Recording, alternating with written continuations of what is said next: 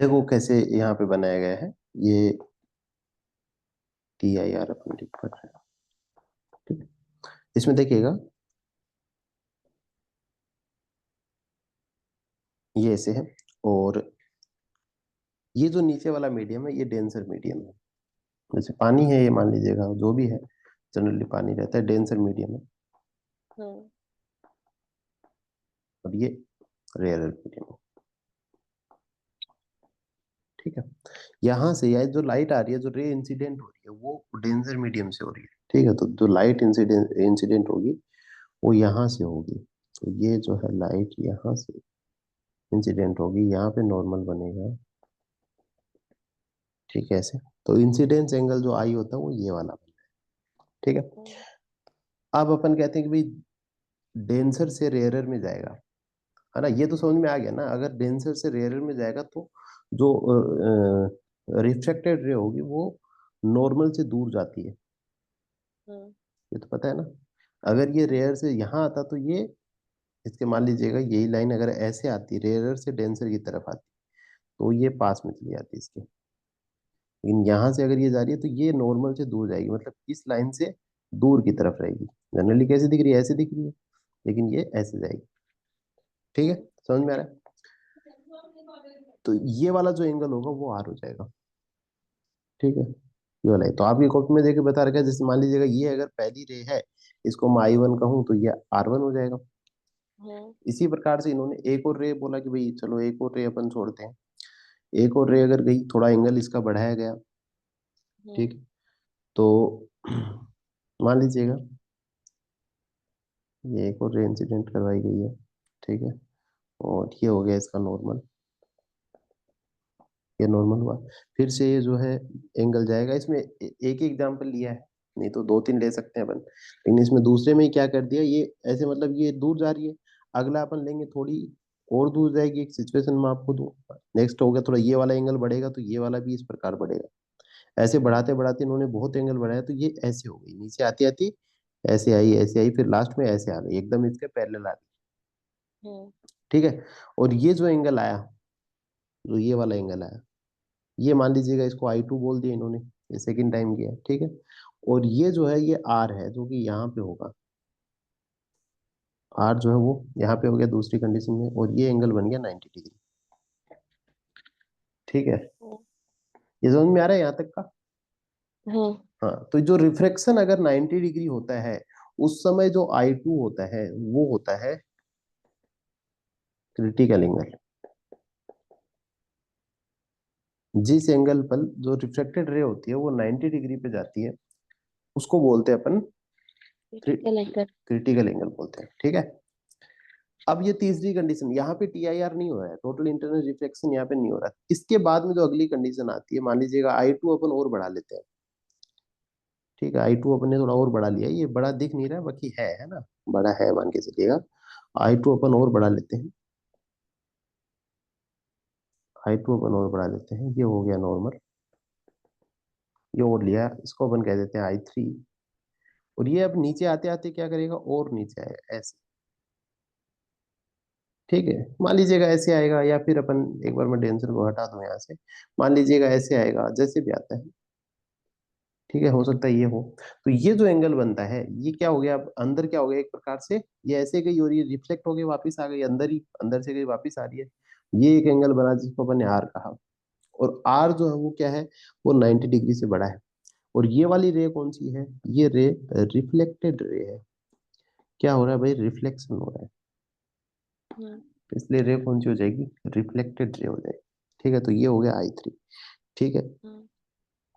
तो ये कब होगी, जब 90 डिग्री से बड़ा होगा। तो आर जो है वो क्या है, वो 90 डिग्री से बड़ा है। क्यों दिख रहा है, नहीं तो ये वाली जो केस है, लास्ट वाला जो केस बनता है, ये बनता है अपना TIR का। अगर मैं ये जो बताऊं, ये जो लास्ट वाला केस बनता है, ये बनता है TIR का। ठीक, हम्म। चलिएगा। ये इसमें ये तो समझ में आ गया, ये समझ में आया कि N2 किसको लिया और N1 किसको लिया। अब अब अपन आगे चल रहे हैं, ये समझ में आ गया, अब आगे चल रहे हैं। आगे देखो, आगे क्या कह रहा है कि क्रिटिकल एंगल क्या होता है, बता दिया अपन ने, पढ़ लिया था, है ना, डेफिनेशन हो गई। अब कह रहे हैं कि भाई एक सिचुएशन आई थी कि अपन पहले क्या कर रहे थे, यहाँ पे देखो आपकी कॉपी में किसको N2 ले रखा है, हाँ इंसिडेंस वाले को N2 लिया हुआ है, और इसको N1 लिया है। तो जो आपके में डेंसर मीडियम है इसको N1 ले रखा है, ठीक है। जो डेंसर मीडियम है इसको N1 लिया हुआ है, और इसको जो है वो N2 लिया हुआ है, ठीक है। तो N2 किसको लिया, रेयर वाले को लिया है, ठीक है। अब देखो कोई डाउट आती है, देखे जरा। तो N2 अपॉन N1 बराबर साइन आइन अपॉन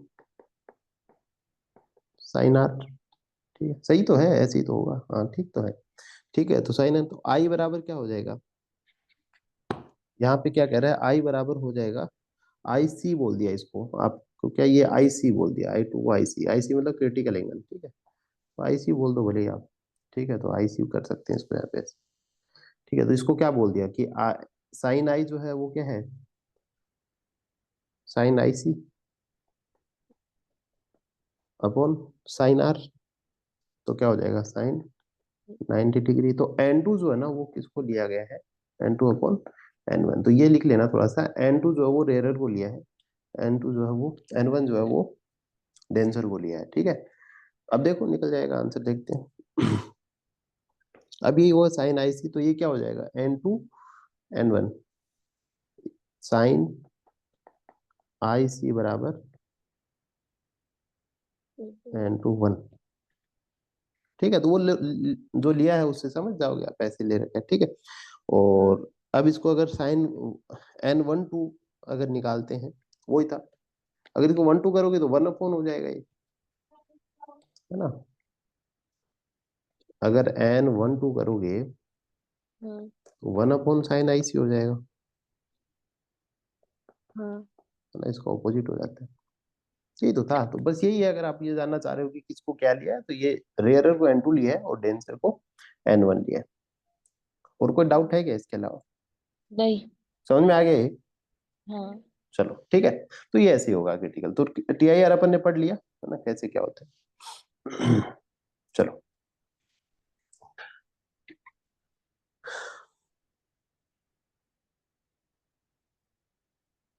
अब ये conditions of T I R जो लिखी हुई है पढ़ लो, अपनी कॉपी में लिखी हुई है, कि क्या होना चाहिए, रेयरर जो ray should be travel travel from denser medium to rarer medium. तो रे जो है वो कहाँ जानी चाहिए, डेंसर से रेयरर में, और angle of incidence should be greater than critical, है ना। इंसिडेंस का एंगल आईसी जो है वो जो आई है वो क्या होना चाहिए, आईसी से बड़ा होना चाहिए, ठीक है। तो यही वाला है, तो ये कंडीशन 2 है वो अपन ध्यान रखेंगे, ठीक है। इसके अलावा कुछ एप्लीकेशंस और होती हैं, वो अपन और लिख देते हैं इसमें, एक दो ही है, ज्यादा नहीं है भाई। इसका यूज क्या है,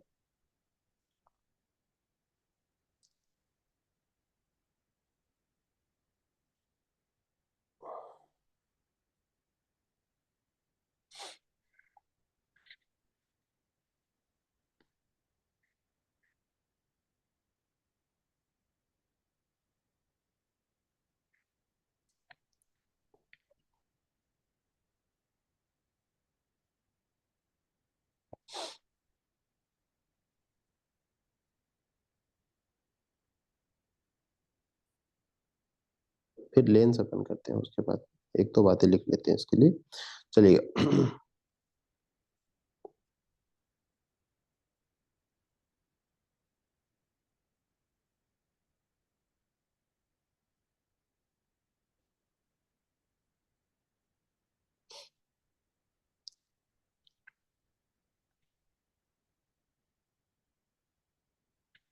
ठीक है, तो एक दो नाम लिख लेना बस, ज्यादा आवश्यकता नहीं है।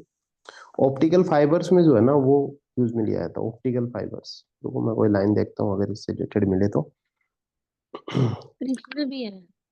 है ना, आपके एनसीईआरटी में होगा ना ये, किसमें कॉपी में है क्या, आगे के पेज में? हाँ। हाँ ठीक है, तो मैं बता देता हूँ आपको, देख लेना उसमें जो भी लैंग्वेज है। ऑप्टिकल फाइबर होते हैं, उसमें क्या होता है, बहुत हाई स्पीड इंटरनेट आता है, जैसे कि अ, ये था ना आपके, वाईफाई लगवाया था जब आपने, तो देखा होगा एक मशीन सी थे क्या पास में लगाया था उस समय? नहीं। नहीं थे क्या, चलो कोई था उससे पूछ लेना, वो वंश होगा। तो एक पतला सा तार आता है ना, उसमें चिपकाते हैं उसको आपस में, तो वो बहुत पतला तार, उसको बोलते हैं ऑप्टिकल फाइबर ही बोलते हैं उसको। तो जब भी बहुत हाई स्पीड इंटरनेट चाहिए होता है ना, उसमें जो है ऑप्टिकल फाइबर्स वगैरह की जरूरत अपने को पड़ती है। तो ऑप्टिकल फाइबर्स में जो है ना TIR होता है ना। बुक में भी ऐसे करके एक डायग्राम बना रखा होगा इस प्रकार से, तो उसमें ऐसे ऐसे ऐसे ऐसे करके एक डायग्राम मिलेगा आपको, तो वो ऑप्टिकल फाइबर के लिए होता है, ठीक है। तो लिख रखा है, फिर कोई जरूरत नहीं है अपने को लैंग्वेज की, है ना। इसके अलावा एक हाँ। एंडोस्कोपी में यूज में लिया जाता है, एंडोस्कोपी की जाती है, ठीक है। मेडिकल टेस्ट होता है एक। प्रिज्म लिया हुआ, ये नहीं लिया हुआ। हाँ, ऑप्टिकल फाइबर ले रखा है ना, बस ठीक है, एक आध एप्लीकेशन अपने को पता होना चाहिए, ज्यादा आवश्यकता नहीं है, ठीक है। चलो चलो, अब इसके बाद में अपन बात करते हैं स्फेरिकल रिफ्रैक्टिंग सरफेस। इंपॉर्टेंट है ये काफी, स्फेरिकल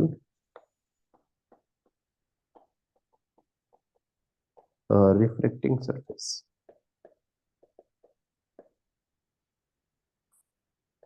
ठीक है, समझ में आ रहा है ना। चलो, हाँ। पहले अपन क्या कर रहे थे, स्फेरिकल रिफ्लेक्टिंग सरफेस की बात कर रहे थे, जिसमें अपन ने कॉनकेव और कॉन्वेक्स मिरर के बारे में पढ़ा था। रिफ्लेक्टिंग मतलब रेज जो है वो आर पार हो जाएगी उसके, है ना, तो उसको बोलते हैं जिसके अंदर अपन कॉनकेव और कॉन्वेक्स लेंसेज के बारे में अपन पढ़ते हैं, ठीक है। तो देखो, तो दो प्रकार की इसमें चीजें होंगी, एक कॉनकेव होगा, एक कॉन्वेक्स होगा, है ना। तो पहले हाँ। थोड़ी सी बात कर लेते हैं।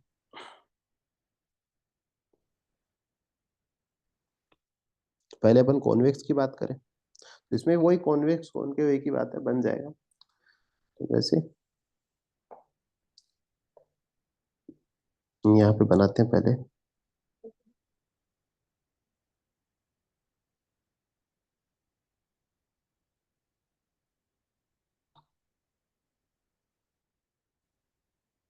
ठीक है। ये जो है,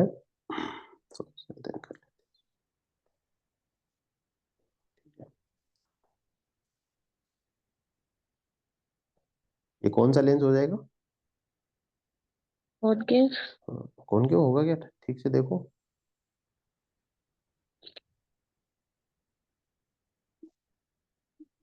पॉलिशिंग नहीं होती। पॉलिशिंग होती है कि लेंस में। लेंस।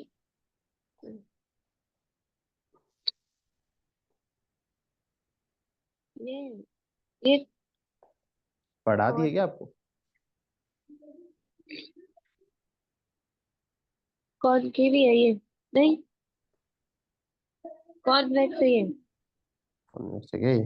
ठीक है, तो ये इसका हो जाएगा रेडियस आर, ठीक है। और ये हो जाएगा इसका प्रिंसिपल एक्सिस, ठीक है। ये समझ में आ रहा है ना, ये सारी डायग्राम बना रखा होगा आपकी कॉपी में, है कि नहीं है। सिंपल सा है, ऐसा नहीं है। क्या नहीं है। ऐसे ही बना रखा है, सिंपल सा ही, ऐसा नहीं बना रखा, सिर्फ ऐसे नहीं बता रखा प्रिंसिपल एक्सिस ये है, अच्छा आर अच्छा, ये है, ये है। ठीक ठीक ठीक ठीक, ओके। तो ये आर हो गया, है ना। हाँ, अब पता चलिए, ये आर हो जाएगा, यहाँ से यहाँ की डिस्टेंस हो गई आर, ठीक है। चलो, अब इसके बाद में अपन बात करते हैं, ये क्या होता है। अच्छा, ये सी किधर होता है वो पता चलता है क्या आपको, ये सी का मतलब क्या होता है। Centre of curvature. हम्म, मैं लिखता हूँ एक बार, अगले में मैं आपसे पूछता हूँ, ठीक है। अब अपन बनाते हैं, इसका क्या नाम है, इसका नाम है, कौन सा लेंस बताया। कॉन्वेक्स। ठीक है, इसके बाद में दूसरा अपन बना लेते हैं,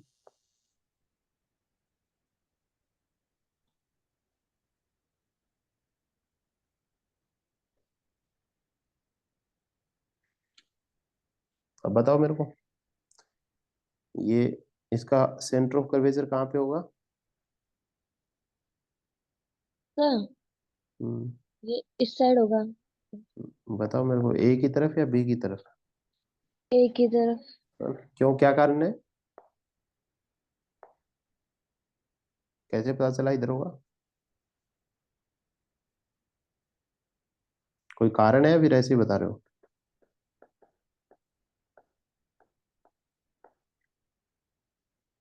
हाँ भाई,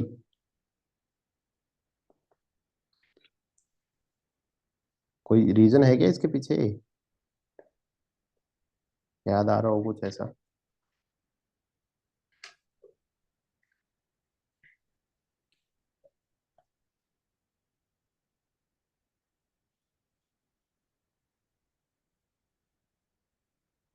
हेलो। हाँ। कोई रीजन? ठीक है, तो सेंटर ऑफ कर्वेचर का मतलब होता है कि ये जिस स्फेयर से बना है ना उसका सेंटर कहाँ, जैसे मान लो इसको अगर मैं गोल गोल करूँ, है ना, बहुत बड़ा बनेगा, लेकिन मैं एक समझाने के लिए बोल रहा हूँ, ये ऐसे गोला बनेगा ना, इसका गोला तो ऐसे बनेगा, तो इसका गोला बनेगा, सेंटर यहीं पे आएगा, ठीक है। तो ये तो सेंटर सी का मतलब होता है सेंटर ऑफ कर्वेचर, ठीक है, इसका सेंटर कहाँ होगा उसी को बोलते हैं सी, ठीक है। तो ये सेंटर ऑफ कर्वेचर इसका यहाँ पे हो जाएगा, ठीक है। इसके अलावा अगर मैं इसकी बात करूँ दूसरे वाले की, तो इसमें क्या हो जाएगा, इसमें गोला अपने को ऐसे बनाना पड़ेगा ना, ऐसे बनाएंगे तो सेंटर यहाँ पे आएगा। समझ में आ रहा है? हाँ। हाँ देखो, अब पोल वगैरह मैं डिस्क्राइब नहीं कर रहा हूँ, पोल मतलब क्या होता है, ये इसका लेंस, ये लेंस का जो सेंटर पार्ट है इसी को पोल बोलते हैं, ठीक है। चलो, सेंटर ऑफ कर्वेचर पता है, रेडियस का पता है अपने को, है ना, ये सारी चीजें, और कुछ होगा तो आगे बता देंगे, ठीक है।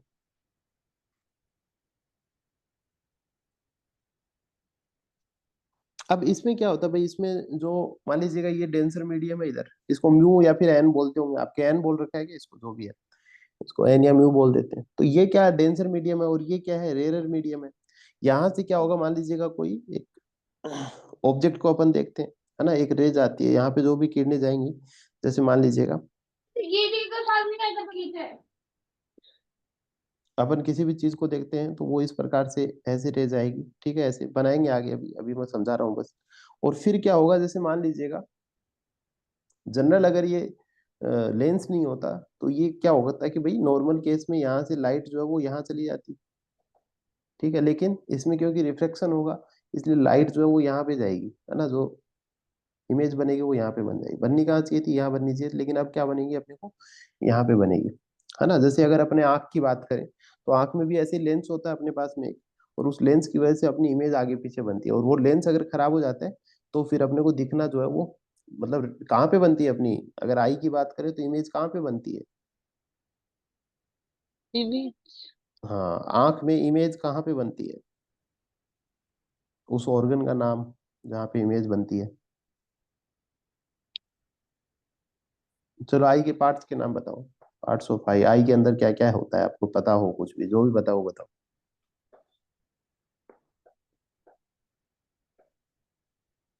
आंख के अंदर क्या क्या होता है?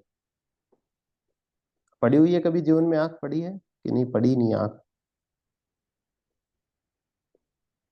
पहला ऑप्शन है कि मैंने आंख कभी पढ़ी नहीं है, दूसरा है कि मैंने पढ़ी तो है लेकिन अभी याद नहीं आ रहा है। ए या बी? बड़ी तो है। पढ़ी तो है क्या, तो याद करो फिर, एक दो तो बताओ कोई।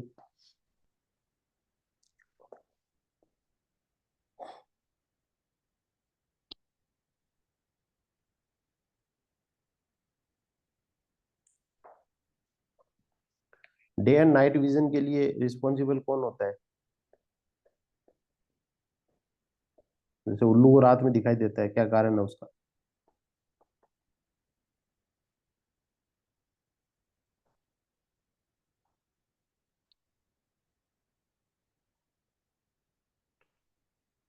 लेंस को जो मसल्स पकड़ के रखती है उसका क्या नाम होता है?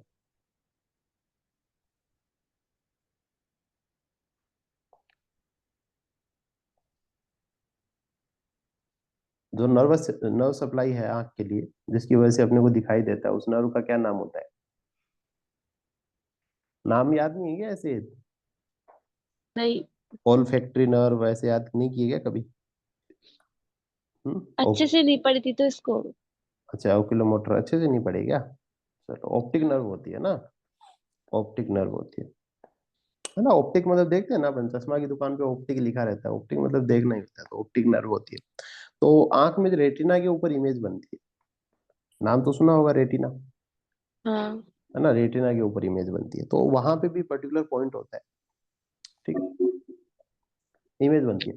तो अगर वो रेटिना से आगे पीछे बनने लग जाती है तो उसके वजह से अपने को धुंधला दिखाई देना, नहीं दिखाई देना, वो सारा काम होता है। फिर जैसे मान लो ये अपना लेंस है, ऐसे लेंस होता है, अभी बात करेंगे। और उस लेंस के बीच में से अगर अपनी इमेज बन रही है, तो इमेज यहाँ पे बन रही है मतलब सही दिखाई देगा, लेकिन आगे या तो यहाँ बनने लग जाती है, यहाँ बनने लग जाती है, तो अपन क्या करते हैं, और देखते हैं भाई कहाँ इमेज बन रही है, और फिर वो करेक्ट करते हैं, लेंस लगा देते हैं बीच में, और उस लेंस से वो इमेज जो है फिर यहीं पे वापस बनने लग जाती है, तो वो वहीं पे बनने लगेगी तो फिर से दिखाई देने लग जाता है। ठीक है, चलो इसको छोड़ते हैं अपन। तो यहाँ पे अपन ने कहा भाई प्रिंसिपल एक्सिस वगैरह बात कर ली। ठीक है, अब देखो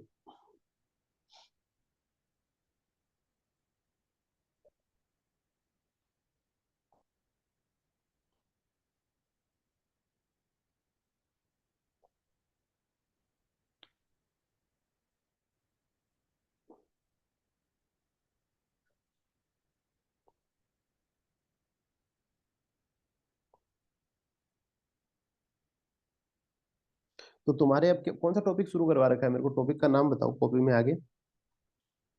नहीं, चैप्टर कंप्लीट हो गया, मतलब पूरा कोर्स कंप्लीट हो गया। नहीं नहीं नहीं, ये फिर जो ये जो पढ़ा रखा है ना, ये लेंस जहाँ पे पढ़ा रखा है उसके आगे कौन सा टॉपिक बन शुरू करवा रखा है। मतलब, मतलब ये लेंस वाला जहाँ पे पढ़ा रखा है वो खोल रखा है क्या आपने कॉपी में। हाँ, हाँ तो कौन सा पढ़ा रखा है, ये तो स्पेरिकल रिफ्लेक्टिव सरफेस ऐसे करके कौन सा टॉपिक सबसे पहले शुरू करवा रखा है topic. Refraction, refraction at spherical surface, अच्छा फिर उसके बाद में नेक्स्ट। Lens maker equation. ठीक है चलो, ठीक है। इसका क्या है कि बहुत ज्यादा भी होता है बहुत कम भी होता है, तो वो देखते हैं अपन कि कितना बता रखा है। चलो, तो पहले मैं आपको थोड़ी सी इसकी बता देता हूँ कि कैसे इमेज बनती है, फिर अपन लेंस मेकर इक्वेशन की बात करेंगे। ठीक है, चलो।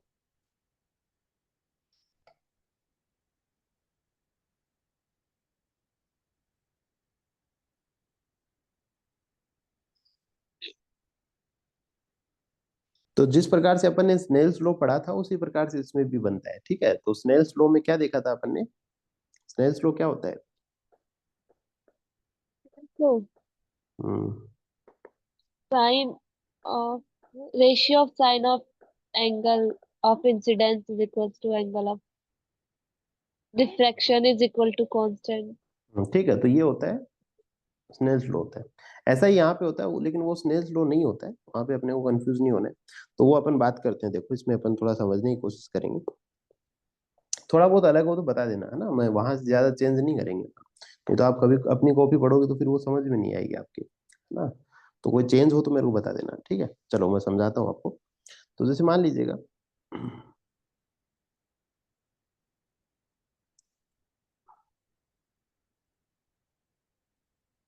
ये एक रिफ्लेक्टिंग सरफेस है। अभी अपन कुछ भी इसको नाम नहीं दे रहे हैं, ये बस एक रिफ्लेक्टिंग सरफेस ही इसको अपन बोल रहे हैं, ठीक है। तो अभी क्योंकि अपने को थोड़ा सा देखना है, टॉपिक अपना है कि रिफ्लेक्शन एट कॉन्वेक्स सरफेस।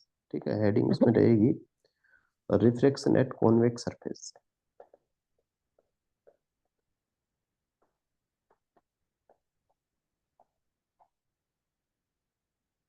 हल्का सा समझाऊंगा, ज्यादा आवश्यकता नहीं है, यहाँ से क्वेश्चन कम आते हैं। ठीक है, चीज अपने को समझ लेनी है थोड़ी सी बस। ठीक, तो देखो इसमें क्या है, देखो सबसे पहले अपन ने कहा जैसे अपन ने मिरर में पढ़ा था, थोड़ा देखोगे तो आपको रिवाइंड हो जाएगा, है ना। तो इसके बाद में अपन यहाँ पे एक प्रिंसिपल एक्सिस अपन कहेंगे इसको, और ये जो पॉइंट है ये मान लीजिएगा सी है, सेंटर ऑफ कर्वेचर। ठीक है, अब यहाँ से कोई ऑब्जेक्ट है जो इसके सामने रखा है, या फिर एक रे निकल रही है, अपन एक रे यहाँ से अपन इंसिडेंट करेंगे और जो कि यहाँ पे निकल रही है, और यहाँ पे रे निकल के नॉर्मल बनेगा, इसको अपन नॉर्मल कह सकते हैं। ठीक है, इस प्रकार से नॉर्मल होगा। और जो है ये क्या करेगा, अब यहाँ पे आगे कहीं भी एक पॉइंट पे इमेज फॉर्म हो जाएगी। ठीक है, मान लीजिए यहाँ पे इमेज बन गई, अपने को बस एलिमेंट्स जो है वो याद करने हैं, इसको चाहे तो अपन थोड़ी सी और बारीकी से बना सकते हैं।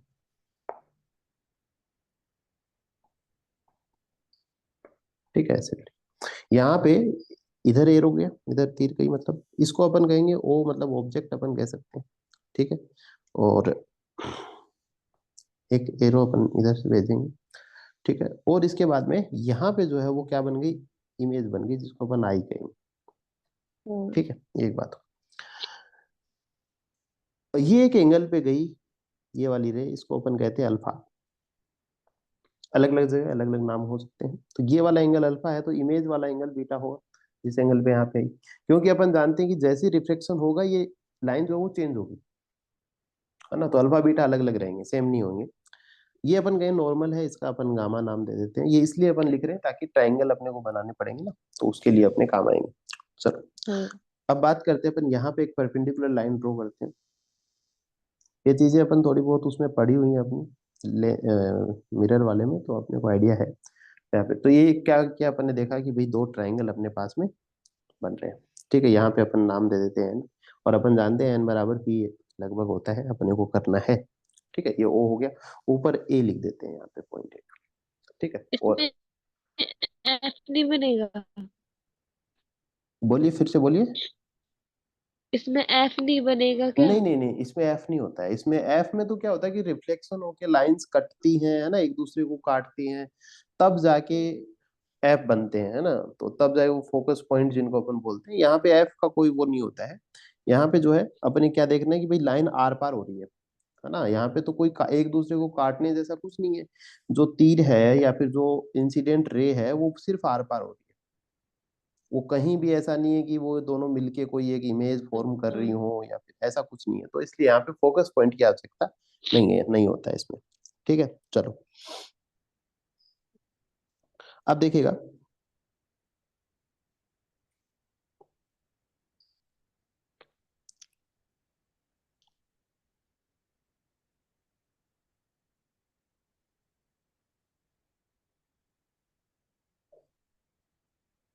अपने को ये जानना जरूरी है कि कॉन्वेक्स सरफेस है तो इस पे रियल बनती है या फिर कैसी इमेज बनती है। ठीक है, कॉनकेव सरफेस पे कैसी बनती है।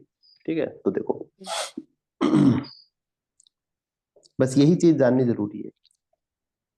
चलो अब देखो, इसमें मैं बता देता हूँ पहले अपन क्या क्या करते हैं। तो पहली एक कंडीशन आएगी,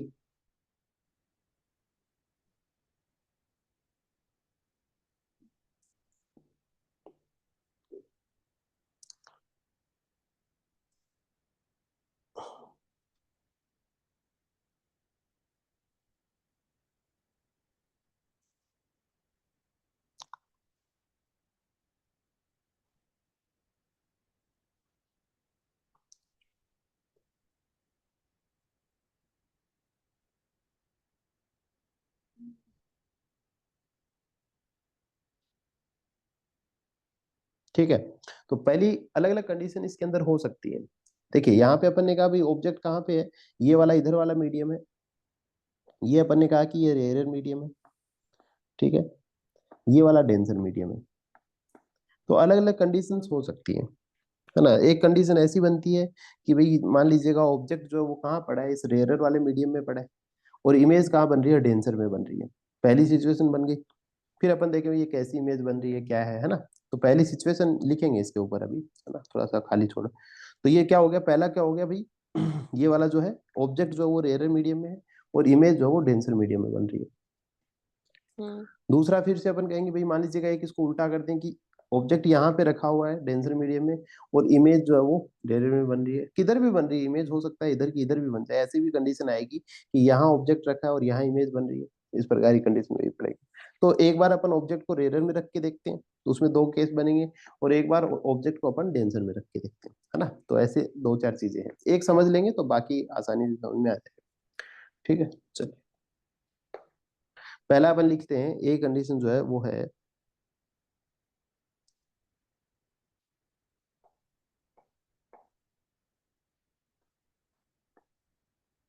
कि when object lies in rarer medium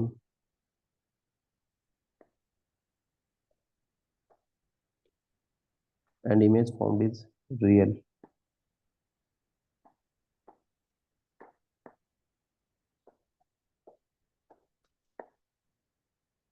ठीक है, जो इमेज बन रही है वो रियल होगी, और ऑब्जेक्ट का है रेयर मीडियम में, है ना। तो वो कंडीशन है। अब इसमें देखो अपन क्या क्या करते हैं। अब तीन कंडीशन अपन ने ले ली, जैसे कि ये एंगल ए है, ओ है और पी, ये क्या हो गया, ये अल्फा हो गया। जैसे पहली कंडीशन अपन लेते हैं, ए ओ पी अल्फा हो गया। दूसरा जैसे अपन कहते हैं कि ए है, आई है और पी है ना। तो दूसरी कंडीशन आ जाएगी ए आई पी, वो है बीटा हो जाएगा। तीसरी अपन लेते हैं ए सी और पी, ये जो है गामा हो जाए, ये समझ में आता है अपने, है ना, ये कह सकते हैं, आवश्यकता नहीं है, अपन ने क्या कह दिया, एक नॉर्मल बना दिया, ठीक है, ये एक बात हो गई, ठीक है।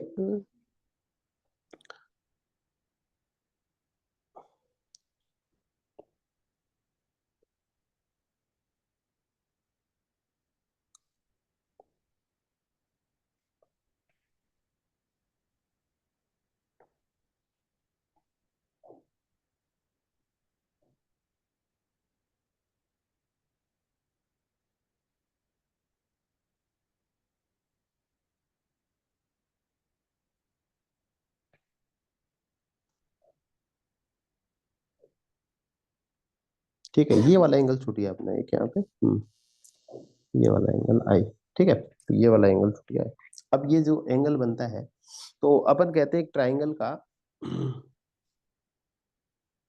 एक नियम होता है ना, कि ये दोनों एंगलों का जो योग होता है वो बाहर वाले के बराबर होता है ना, जो एडजेसेंट ट्राइंगल के जो एंगल होते हैं ना, मान लीजिए कि ये क्या बन गया, एक ट्राइंगल बन गया इस प्रकार से, ठीक है, तो एक प्रॉपर्टी होती है जिसमें ये जो बाहर वाला एंगल होता है ना, वो एडजेसेंट दो एंगलों के इक्वल होता है, ठीक है, तो इस प्रॉपर्टी का यूज यहाँ पे होगा, वो अपन पहले लिखते हैं, ये आई डाल देना, इंसिडेंट एंगल आई हो गया, ठीक है। देखो,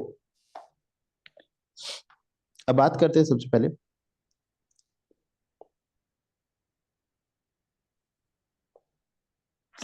तो अपन ने कहा भाई एंगल ए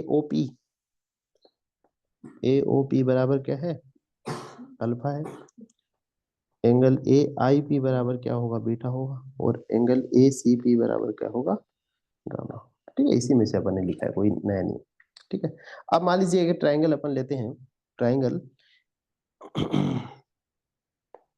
ए ओ और सी, ये वाला ट्राइंगल लेते हैं, ये वाला ट्राइंगल, और ट्राइंगल की एक प्रॉपर्टी होती है कि बाहर वाला जो एंगल होता है वो दूसरे जो सामने वाले होते हैं उनके बराबर होता है, बाहर वाले एंगल, ठीक है,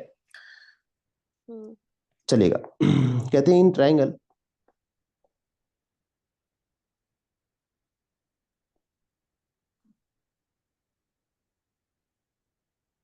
ए ओ सी, ओ सी, इस ट्राइंगल में जो है वो आई बराबर अल्फा प्लस गामा, ठीक है, ये एक ट्राइंगल की प्रॉपर्टी होगी, मान लीजिएगा इसको अपन एक इक्वेशन डाल देते हैं, ठीक है, तो आई जो है वो अल्फा और गामा के बराबर होगी, यहाँ पे अपन एक फॉर्मूला निकालेंगे लास्ट में, अपने वो फॉर्मूला याद करना है, ठीक है, फिर भी कभी कोई पूछ ले कि भाई कैसे होता है, तो वो थोड़ा अपन देख लेंगे, ठीक है। इसके बाद में देखो,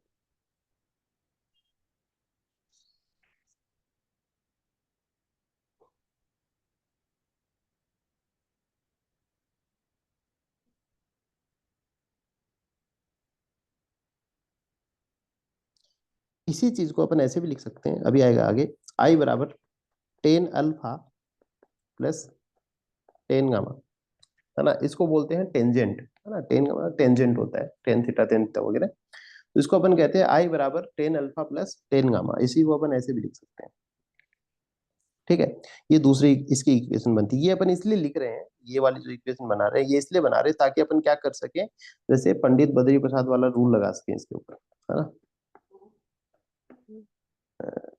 अच्छा पी बी एच बी आएगा ना, तो यहाँ पे आ जाएगा पी अपन बी, परपेंडिकुलर अपन बेस कर सके इसको, है ना, इसलिए जो है ये आई को अपन क्या लिख सकते हैं, टेन अल्फा प्लस गामा भी लिख सकते हैं, बहुत छोटे अगर एंगल होते हैं तो इसको टेन अल्फा और टेन गामा भी लिख सकते हैं, है ना, ये एंगल क्या है, बहुत बड़े नहीं होते हैं, इसलिए इनको जो क्या लिख दिया गया है, टेन अल्फा और टेन गामा।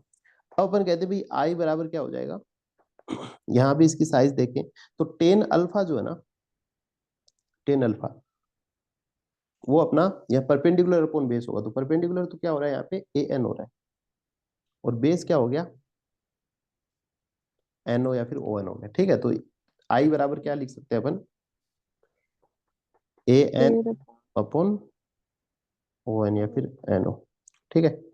इसके बाद में इसके अंदर फिर से अपन जोड़े तो वो तो सेम ही रहेगा, दोनों ट्रायंगल सेम है ना, तो बीच में एक परपेंडिकुलर लाइन है, तो ए एन अपॉन अपन लिखेंगे, यहाँ पे इधर इधर कौन था, ओ था, उधर कौन है, सी है ना, तो ये दोनों एक जैसे हैं, इसलिए ऐसा हो रहा है, मतलब ये दो ट्रायंगल अपन ने लिए हैं। पहले तो क्या किया था कि अपन ने एक ट्रायंगल लिया ए ओ सी, इसमें अपन ने कहा जो बाहर वाला एंगल होता है वो अपोजिट दो के बराबर होता है, बहुत छोटा एंगल है ये बहुत बड़ा ट्रायंगल नहीं है, इसलिए इनको tan alpha plus tan gamma अपन लिख सकते हैं। और इनको अपन परपेंडिकुलर अपॉन बेस अपन ने लिख दिया। ठीक है, तो A N upon N C. ठीक है, एन सी अपन ने कर दिया। ये एक और इक्वेशन अपन बना सकते हैं। इसके बाद में देखो, अब वही बात है, एन को अपन पी लिख देंगे, जहां भी एन लिखा है वहां पे अपन क्या लिख सकते हैं, पी लिख सकते हैं। एन को क्या माना है, पी माना है ना।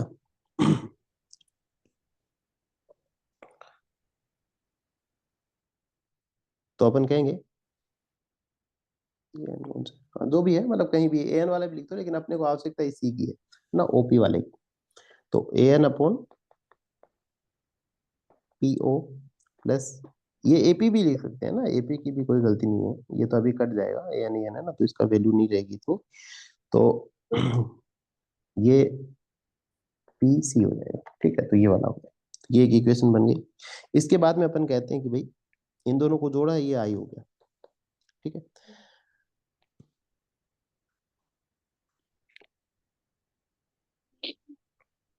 अब दूसरा अपन ट्रायंगल लेते हैं, तो पहले अपन ने ले लिया ये वाला, अब अपन लेते हैं ट्रायंगल ए सी और आई, ये उधर वाला है ना, सिर्फ कोने वाला अपन लेते हैं। ए सी और आई ये वाला ट्रायंगल अपन लेते हैं, लास्ट वाला। इसमें देखो अपन क्या बोल रहे हैं, 390 डिग्री तो बन ही नहीं रहा। क्या बोल रहे हो। नहीं, ये राइट एंगल नहीं चाहिए ना, तो अपने को ये वाला जो है वो राइट एंगल नहीं चाहिए। देखो क्या कह रहा है, अब ये वाला जो है ना वो आई है, ये वाला एंगल आई निकाल लिया। अब इसका ऑपोजिट है, ये थोड़ा सा अपना टेंजेंट ये बनाने में दिक्कत हुई है, लेकिन ये आई है और ये आर है, ये ऑपोजिट एंगल कौन सा हो गया, ये आर है। इधर वाला एंगल कौन सा हो गया, आर हो गया। ठीक है, ये अपन जान रहे हैं जो रिफ्लेक्टिंग वाला है। ठीक है, तो ये इधर वाला आर हो गया। यहाँ पे अपने को आवश्यकता नहीं है उस चीज की, है ना। देखो, तो दूसरा अपन कंडीशन लेते हैं, इन ट्राइंगल ए सी आई, अभी समझ में आ जाएगा। राइट एंगल की आवश्यकता नहीं, राइट एंगल की आवश्यकता सिर्फ ये टेन थीटा वाले में पड़ती है कि भाई परपेंडिकुलर अपॉन बेस कर ले। ये वाली जो थ्योरम लगती है ये इसी में लगती है। ठीक है, तो इन ट्राइंगल ए सी आई,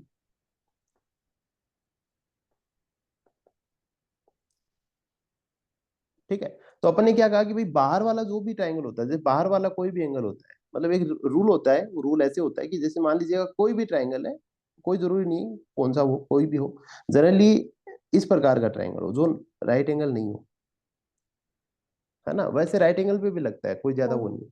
इसकी अगर किसी एक लाइन को अगर आगे बढ़ा दें और उसके ऊपर जो एंगल होता है, वो एंगल इन दोनों जो एंगल ऑपोजिट वाले थे इसको काट देना है। इसके अलावा जो ऑपोजिट दोनों एंगल होते हैं उनके सम के बराबर होता है। अगर मैं इसको ए बोल दूं और इसको बी और सी बोलूं, तो ए बराबर बी प्लस सी होगा, है ना। इसमें जरूरी नहीं हम्म। है कि ये कौन सा ट्रायंगल है, ये ऐसा भी हो सकता है। अगर ऐसा ट्रायंगल है तो भी कोई बात नहीं है, आप इसको बढ़ा रहे हो, ये वाला एंगल बना रहे हो, ये वाला थीटा एंगल बना दिया, ये ए और ये बी कर दिया, तो थीटा बराबर ए प्लस बी होगा। हम्म। समझ रहे हो, ये प्रॉपर्टी होती है, मैथ की बुक में भी है ये, कभी सुनी भी होगी, याद भी आ रहा होगा, नहीं आ रहा तो भी कोई बात नहीं, अभी याद कर लो। ठीक है, ऐसा होता है कि उसकी एक लाइन को बढ़ा दोगे तो उसके ऑपोजिट दोनों एंगल होंगे उसके बराबर होते हैं। ठीक है, हम्म। अब दूसरा अपन ने ट्रायंगल लिया ए सी आई, अपन ने ले लिया ए सी आई, ये आगे वाला ले लिया अपन ने, मतलब है ना, ये वाला अपन ने लिया, ये वाला। तो इसमें क्या करेगा, देखो इस लाइन को अपन ने बढ़ा दिया है। देखो एक बार ये ट्रायंगल अगर अपने ऐसे देखते हैं, ऐसे एक ट्रायंगल अपन ने बनाया और इसमें इसको बढ़ाया, तो जो बाहर वाला एंगल है वो इसके सामने के दोनों के बराबर होगा। तो गामा को अपन लिख सकते हैं, गामा बराबर हम्म। Beta plus are. तो हाँ। एसीआई में अपन ने लिख दिया गामा बराबर बीटा प्लस आर। ठीक है, अब देखो यहाँ पे आर को अपन ने क्या लिख दिया, आर को अपन गामा और बीटा की फॉर्म में लिख देंगे, है ना। और गामा और बीटा की फॉर्म में क्यों लिखेंगे भाई, क्योंकि यहाँ पे जो गामा है वो ऊपर अपने आ रखा है, तो इसलिए अपन गामा इसमें ले आएंगे इक्वेशन में। तो अपन ने लिखा आर बराबर गामा माइनस बीटा।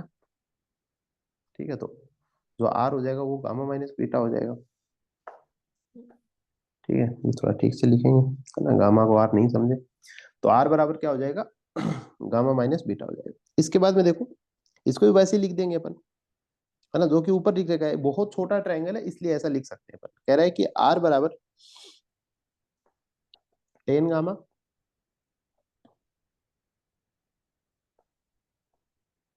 -10β। बहुत बड़े में ये नियम नहीं लगेगा, है ना, लेकिन छोटा है इसलिए लिखते हैं, कंडीशन लिखते हैं, क्योंकि ऐसे लिख सकते हैं यहाँ पे, क्योंकि beta and gamma are small. ठीक है, इसलिए ऐसा लिख सकते हैं, इसका टेंजेंट की फॉर्म में लिखना बोलते हैं इसको, तो 10 लगा सकते हैं इसके आगे। तो कहा कि अब अपन बात करते हैं, तो आर बराबर क्या होगा, 10 गामा -10 बीटा हो गया। अब बात करते हैं, अगर अपन ले एक और ट्राइंगल ले ए एन सी, अगर अपन इसमें लेते हैं ट्राइंगल ए एन सी, और दूसरा ट्राइंगल अपन ले ए एन आई, दो ट्राइंगल एक जैसे हो गए, है ना। एक तो हो गया ट्राइंगल ए एन सी, और एक ट्राइंगल ले लिया ए एन आई। ठीक है, देखो अब इनसे अपन इनकी इक्वेशन लिख सकें, ताकि गामा और बीटा की। ठीक है, लिखेंगे यहाँ पे in triangle A N C and in triangle A N I, ये दो ट्राइंगल लिए, और ये कौन से, ये राइट एंगल ट्राइंगल। इसलिए अपन ले रहे हैं यहाँ पे, क्योंकि अपने को क्या करना है, टेन को अपन परपेंडिकुलर अपॉन बेस की फॉर्म में लिखना चाह रहे हैं। ठीक है, और कोई इसका लॉजिक नहीं है, हाँ। तो यहाँ पे अपन लिख रहे हैं 10 गामा।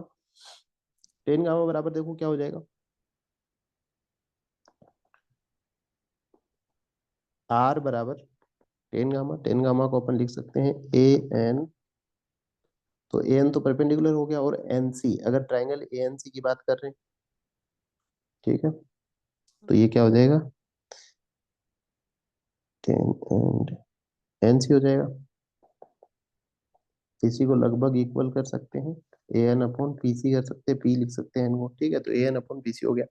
दूसरा ए एन आई में लिखेंगे, तो ए एन आई में 10 बीटा आ जाएगा,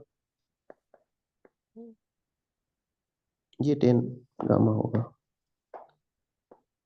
दूसरा अपन 10 बीटा लिखेंगे, तो 10 बीटा बराबर क्या हो जाएगा, ए एन तो परपेंडिकुलर है ही है, ए एन परपेंडिकुलर है, अपॉन आई तक जाएगा तो एन आई हो जाएगा, मतलब ये नीचे वाली डिस्टेंस है ना। अभी एक साथ देखेंगे तो समझ में आ जाएगा। तो ये आई तक चला, ये वाला, तो इसको पी आई लिख सकते हैं अपन एन आई की जगह, तो इसको अपन कहेंगे ये nearly equal to a N upon P i हो गया। ठीक है, अब देखो a N upon P i हो गया। अब यहाँ पे आर अपना क्या निकल के आया, आर यहाँ पे अपना निकल के आएगा, अपन ने कहा 10 अल्फा -10 बीटा, 10 गामा -10 बीटा था, तो गामा क्या था, A N upon P C minus A N upon P I, ये अपना क्या हो गया, ये आर हो गया। ठीक है, अब अपने क्वेश्चन ये आता है कि भाई अपन ने आर, और देखो ऊपर अपन ने क्या निकाला था, आई निकाला था। ठीक है, अब ये दोनों इक्वेशन थोड़ा सा अपन इसको हाईलाइट करेंगे, है ना, अपने को पता होना चाहिए कि अपन क्वेश्चन में एक सब निकाल क्यों रहे हैं। जैसे पहली अपन ने ये बात निकाली, ये अपन ने आई निकाली। दूसरा अपन ने क्या किया, ये अपन ने आई निकाला। ये अपन ने क्या किया, आर निकाला। अब ये सब क्यों निकाल रहे हैं अपन, क्योंकि अपन रिफ्लेक्टिव इंडेक्स अपन ले सके, है ना। और रिफ्लेक्टिव इंडेक्स अपन जानते हैं कि एक लो अपन ने पढ़ा था, sine i upon sine r करके, है ना, पहले अपन ने पढ़ा था, इसमें भी आता है वो, यहाँ पे भी आएगा। तो उसमें वो तभी तो आएगा ना जब आप आई निकाल लो और आर निकाल लो, है ना। ऊपर भी जब आप पढ़ते आ रहे हो, मान लीजिएगा आप भले ही इसमें पढ़ते आ रहे हो, है ना, किसमें, n2/n1 बराबर sine i upon sine r, ये सारा पढ़ते आ रहे हो। यहाँ पे भी अपन वही काम कर रहे हैं, तो आई और आर निकालना था अपने। तो आई अपन ने निकाला कि भाई A N upon PO plus A N upon P C, और यहाँ पे आर निकल गया A N upon P C minus A N upon P I. ठीक है, तो ये एक बात निकल गई अपने पास में। अब देखो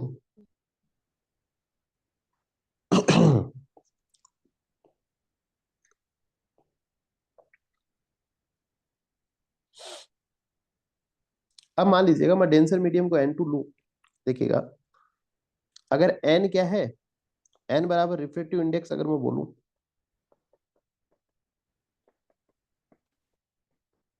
और यहां पे ले लू मैं N2, ये डेंसर मीडियम का रिफ्लेक्टिव इंडेक्स है, इसको मैं रिलेटिव रिफ्लेक्टिव इंडेक्स बोल रहा हूँ N को, और इसको मैं बोल सकता हूँ डेंसर मीडियम का, और N1 को मैंने ले लिया रेरर मीडियम, रेरर मीडियम। ठीक है, तो जैसे मान लीजिएगा मैं लिख देता हूँ यहाँ पे, आप में अगर अलग लिख रखा हो तो बता देना, या फिर वैसे कर लेना। ठीक है, रेडियल मीडियम का मैंने ले लिया N1, और डेंसर का ले लिया N2, जनरली यही लेते हैं ना। टू। ठीक है, अब देखो, अब अपने को क्या निकालना है यहाँ पे, sine i upon sine r निकालना है। अब देखो जो म्यू का फॉर्मूला होगा अपना एन का, मैं कहूँ एन बराबर n2/n1 होता है, बराबर sine i upon sine r होता है। दिक्कत थोड़ी है यहाँ तक कोई, ये हाँ समझ में आ रहा है? ये हाँ वाला आ रहा है ना? ठीक है, ये एक बात होगी। हाँ अब रहा है। देखो, अब नीचे क्या करते हैं, इसको मैं ऐसे भी लिख सकता हूँ।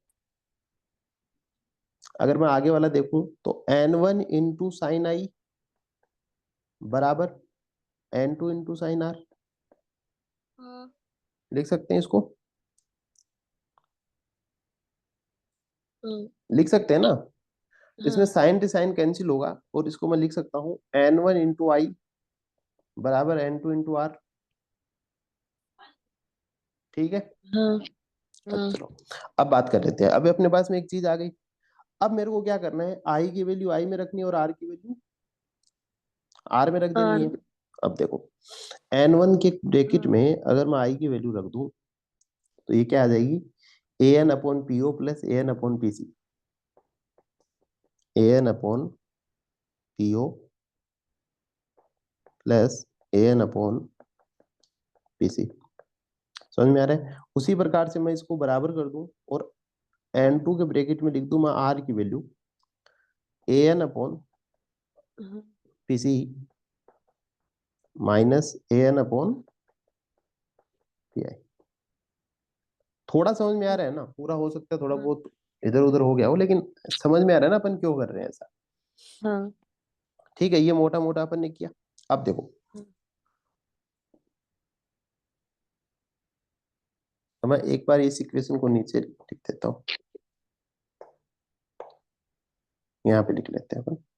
ठीक है, ये इक्वेशन कैसे आई पता चल गया है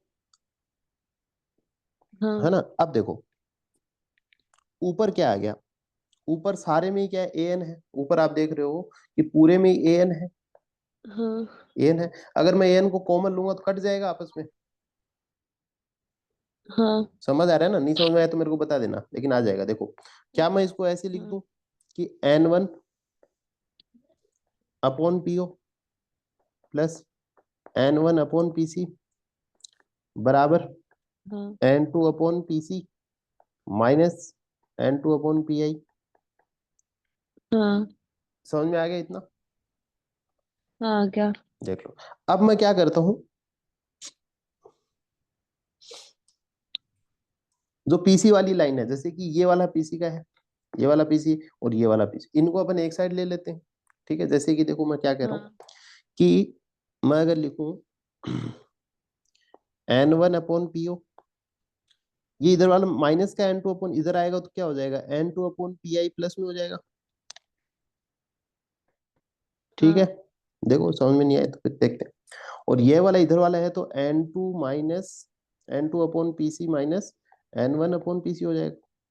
हाँ ठीक है, तो पीसी पीसी का अगर अपन एलसीएम ले लेते हैं तो ये क्या हो जाएगा, n2 - n1/pc। अपन पीसी। ठीक हाँ है, हो जाएगा। तो मैंने क्या कहा कि n1 + n2, हाँ सॉरी, ठीक है, तो ये हटा ही देता हूँ मैं बीच में, ये समझ में आई गया ना? नहीं कर देते तो ये क्या हो गया, n1/po प्लस n2/pi बराबर n2 - n1/pc। ठीक है, तो ये मान लीजिएगा, ये एक और इक्वेशन अपनी बन गई। इसको कहाँ तक हो गई थी, 1 2 3 4 नंबर दे देते हैं इसको अपन। ठीक है, अब देखो, अब अपन ने एक, तीन चीजें अपने पास में आ गई। एक अपन ने कहा क्या है, पीओ है, एक अपन ने कहा पीआई है, और एक चीज है पीसी। हाँ तीन चीजें आ रही है। अब देखो, पीओ पीआई और पीसी, इन तीनों को अपन यहाँ पे डायग्राम में आके पढ़ते हैं। देखो, ये डिस्टेंस कौन सा है, ये डिस्टेंस पीओ है। और पीओ ये कौन है, यहाँ पे ऑब्जेक्ट था ना ओ पे, सुन रहे हो क्या? हेलो, आवाज नहीं आ रही है? हेलो, हेलो,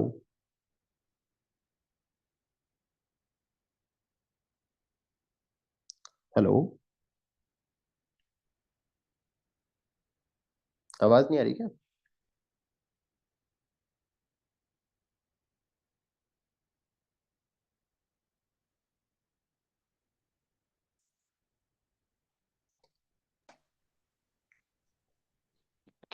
हम्म।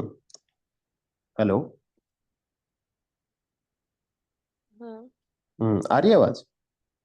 हाँ, अब आ गई।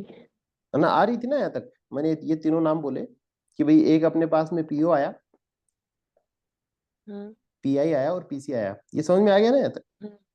हाँ ठीक हाँ। है। अब मैं अगर पीओ देखूं, देखो अब ऊपर आके मैं क्या देखता हूँ, यहाँ पे आके मैं पीओ देखूं तो पीओ जो है उसको मैं क्या यू लिख दूं, यहाँ पे ऑब्जेक्ट है, पोल से डिस्टेंस हो गई, तो इसको अपन क्या लिख सकते हैं, यू। यू लिख सकते हैं। उसी प्रकार अगर मैं पीआई की बात करूं, है ना, पीआई, तो पीआई को अपन क्या लिख सकते हैं, वी लिख सकते हैं। हाँ। और पीसी को क्या लिख सकते हैं बताओ मेरे को, आर। आर लिख सकते हैं। तो क्या मैं इन तीनों को, इन तीनों चीजों से रिप्लेस कर दूं, पीओ को यू से, पीआई को वी से और पीसी को आर से। अब देखो, हाँ। तो मैं क्या लिख दूं, यहाँ पे देखो अब मैं साइन अपने आप लगा रहा हूँ, आप देख लेना समझ में आते हैं क्या आपके sine. N1 upon minus u plus हाँ। N2 अपॉन क्या आएगा, एन टू अपन यही। पी आई वी था, प्लस प्लस का भी आएगा माइनस का भी आएगा, प्लस का भी। प्लस का भी आ जाएगा। और आर जो है वो कौन सा आएगा, आर प्लस का। प्लस का आर आ जाएगा। ठीक है, ये तीनों चीजें आ गई, है ना। साइन की कोई हाँ दिक्कत नहीं है ना, साइन तो समझ में आ गई ना। हाँ ठीक है, अब देखो, अब अपने पास में क्या आ गया, N1 upon minus u plus N2 upon plus का वी, और ये आ गया। अब मैं इसको एक साथ लिखूं तो ऐसा हो जाएगा, N1 अपॉन यू माइनस का आ जाएगा, प्लस N2 अपॉन वी, ये प्लस का रहेगा, और बराबर N2 - N1 अपॉन आर हो जाएगा। ठीक है। हाँ ठीक है, ऐसे हो जाएगा। अब इसका अगर मैं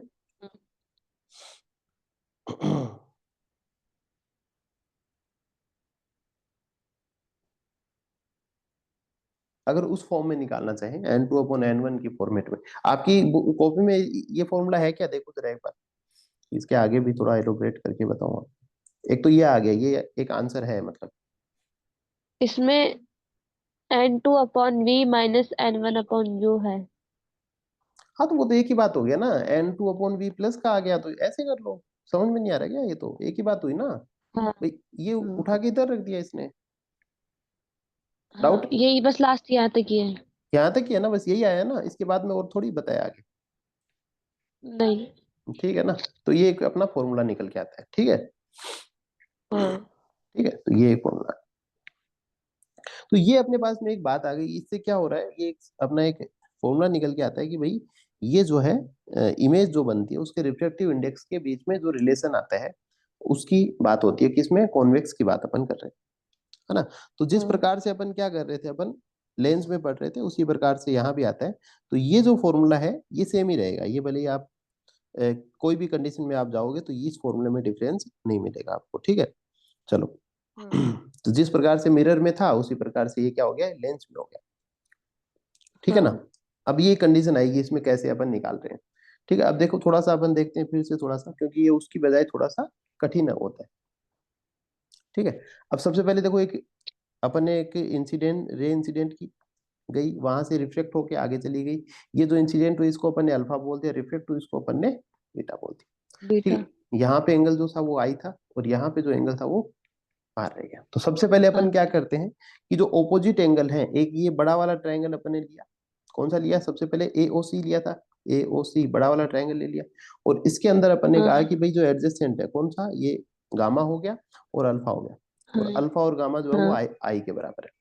कोई भी एक ट्रायंगल हाँ होता है, उसकी अगर किसी एक रे को बढ़ा के वहां पे एक एंगल बनाते हो तो उसके सामने वाले दोनों ट्रायंगल एंगल जो होते हैं वो उसके बराबर ही होते हैं। हाँ ठीक है, तो ये एक बात हो जाती है। इसके बाद में देखो, इसके बाद में अपन ने क्या किया भाई, इनको टेन अल्फा बना दिया। तो टेन अल्फा लिख सकते हैं अगर एंगल बहुत छोटा है तो एक चीज मैंने लिखवाई भी, ये लिख हाँ सकते हैं beta and alpha are small, इसलिए अपन ने टेन लगा सकते हैं। तो ये बहुत छोटे छोटे एंगल हाँ होते हैं तो टेन लगा दिया। टेन इसलिए लगाया ताकि अपन ये जो राइट एंगल ट्रायंगल है इसकी मदद से इनकी वैल्यू लिख सके। तो टेन अल्फा से अपन ने ये एक परपेंडिकुलर ड्रॉ किया, और यहाँ से पी अपॉन बी अपन ने यहाँ पे बना दिया।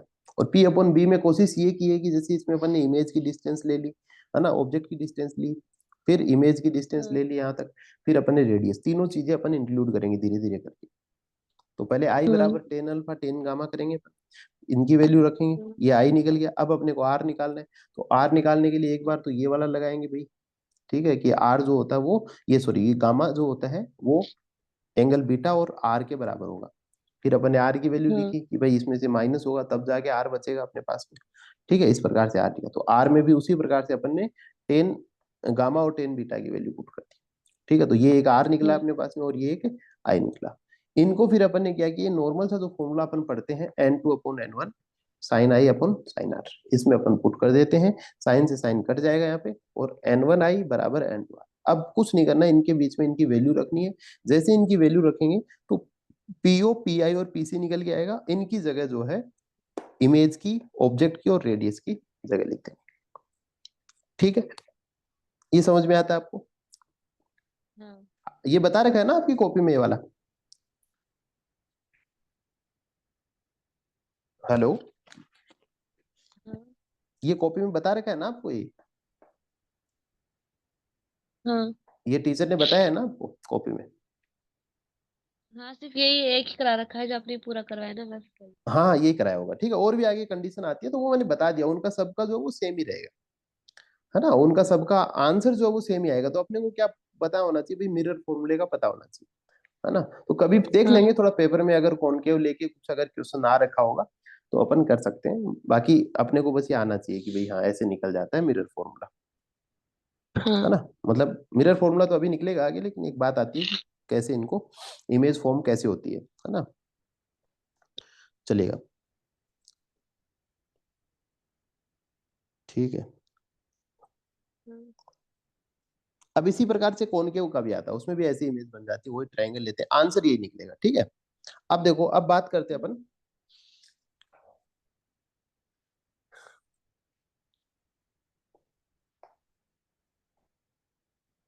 ये इंपॉर्टेंट एग्जाम में पूछा जाता है, आया भी था, अपन ने देखा 2024 का क्वेश्चन है ये, लेंस मेकर फॉर्मूला। हाँ।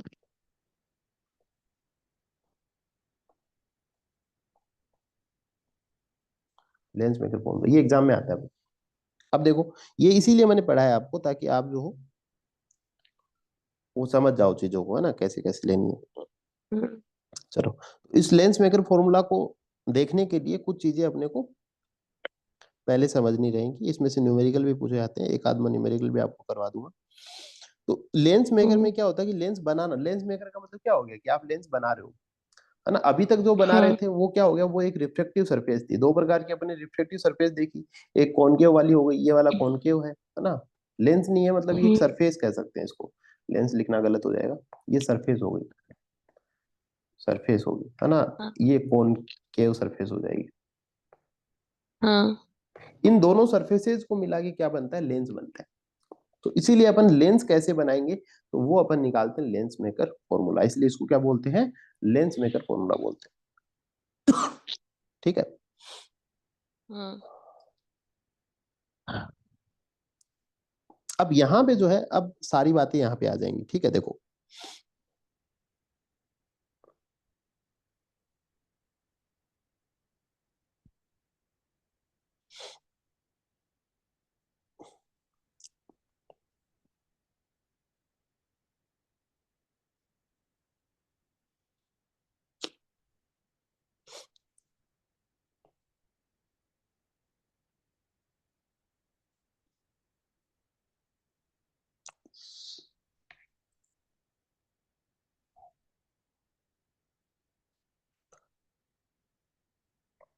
अब इसमें जनरली जो लेंस आता है,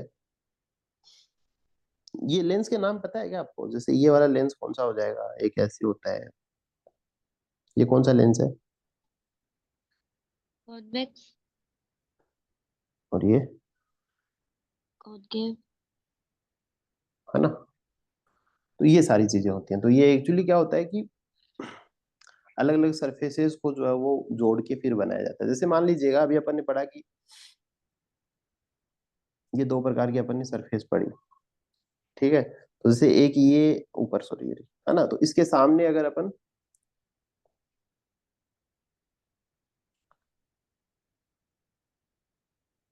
ये जैसे कॉनकेव सरफेस है, ऐसी दो सरफेसेस को जोड़ेंगे, अगर एक सरफेस यहाँ पे और अपन ऐसी लगा दे इस प्रकार से, मतलब इस प्रकार से यहाँ पे जोड़ेंगे तो वो कॉनकेव बनेगा। इसी यहाँ पे इसी प्रकार की सरफेस दूसरी साइड लगाएं ऐसे करके बना के, है ना, तो ये क्या बन जाएगा, ये कॉनकेव लेंस बनेगा, है ना, इस प्रकार से बनाते हैं। तो देखो, तो ये क्या हो गया, ये कॉनकेव हो गया और ये कॉन्वेक्स हो गया, है ना, ऐसे होता है।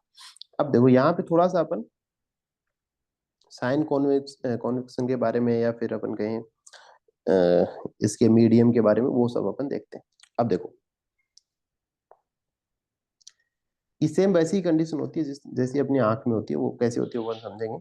ठीक है, तो पहले डायग्राम अपन थोड़ा समझ लेते हैं, फिर और चीजें अपन देखते हैं।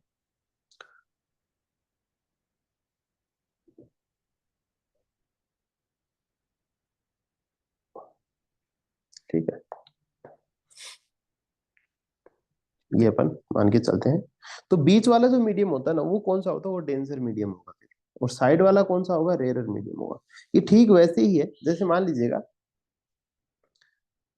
ये अपनी आंख हो गई, सपोज करो आंख का लेंस हो गया, है ना, अंदर की तरफ कुछ ऐसा लेंस जैसे या फिर डेंसर मीडियम नहीं है, और इधर कौन सा हो गया अपना, बाहर की तरफ एयर हो गई, रेयर मीडियम।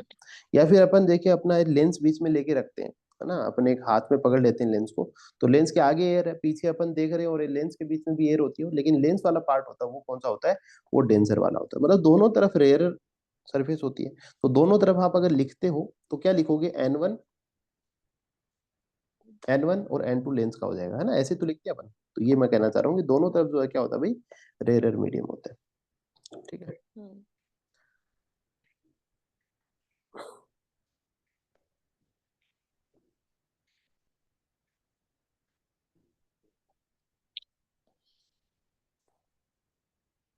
अब देखो, अब एक लाइन अपन खींच लेते हैं जिसको अपन क्या कहेंगे, प्रिंसिपल एक्सिस अपन कह दिया।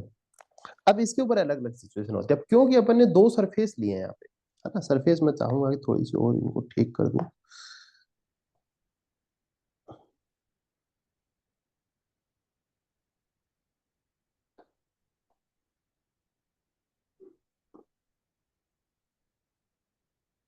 अपन ने क्या किया, दो सरफेस ले ली, है ना, ये दो सरफेस ली हैं, एक इधर वाले लेंस की, एक इधर वाले लेंस की। तो मैं कहूँ कि अगर मैं इस वाली सरफेस का अगर सेंटर ऑफ कर्वेचर देखूं तो वो कहाँ पे बनेगा, वो इधर बन जाएगा। और इधर वाले लेंस का अगर सेंटर ऑफ कर्वेचर देखूं तो वो कहाँ बन जाएगा, वो इधर बन जाएगा। समझ रहे हो, हाँ। अगर मैं इसको C1 बोल देता हूँ तो ये C2 हो जाएगा। हाँ। ठीक है, अगर मैं इसको P1 बोल दूं, है ना, एक क्या हो जाएगा, एक का पोल P1 होगा, एक का पोल P2 हो जाएगा। अब देखो,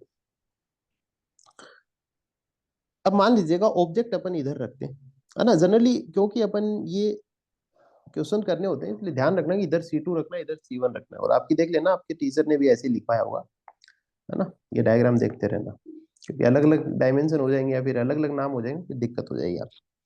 अब देखो यहाँ पे मान लीजिएगा अपन कोई ऑब्जेक्ट रख लेते हैं, ये एक रे इंसिडेंट हुई। अच्छा, इसके बीच भी एक मिड लाइन भी होगी। ठीक है, मान लीजिएगा रे इंसिडेंट हो गई यहाँ पे, ये जो एंगल है इसको बोलते हैं अल्फा, और अल्फा 1 बोल देंगे इसको अपन। ठीक है, चलो, हाँ। यहाँ पे रे जो है वो इंसिडेंट हुई, ये थोड़े से आगे निकल रही है तो पीछे रखनी पड़ेगी, यहीं तक देखेंगे अपन। ये अल्फा 1 हो गया। अब इसके बाद में ये एक नॉर्मल बनेगा,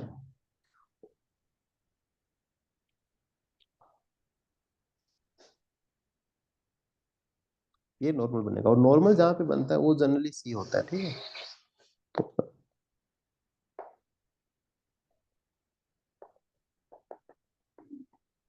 थोड़ा सा ये छोटा बन गया ये। ठीक है, ये ट्रायंगल छोटे बन जाएंगे फिर। ठीक है, ये एक प्रकार से यहाँ पे नॉर्मल बन गया। ठीक है, सी थोड़ा पीछे ले आते हैं, ये नॉर्मल सी पे बनाना है अपने को। ठीक है, इसके बाद में दूसरा देखो अपन फिर से आगे अब क्या करेगा, ये डेंसर मीडियम में टुवार्ड्स नॉर्मल आएगा। डेंसर मीडियम में जो लाइन है ये टुवार्ड्स नॉर्मल आएगी, तो ये टुवार्ड्स नॉर्मल आ गई, ऐसे गई, सीधी जानी चाहिए थी, लेकिन ये क्या आ गई, टुवार्ड्स नॉर्मल शिफ्ट हुई। ठीक है, नॉर्मल शिफ्ट होगी तो क्या बनाएगी भाई, एक एंगल बनाएगी। अब देखो, ये डायग्राम समझना जरूरी है। यहाँ पे फिर से क्या बनेगा, एक नॉर्मल बनेगा जब ये वापस इधर जा रही है, ठीक है।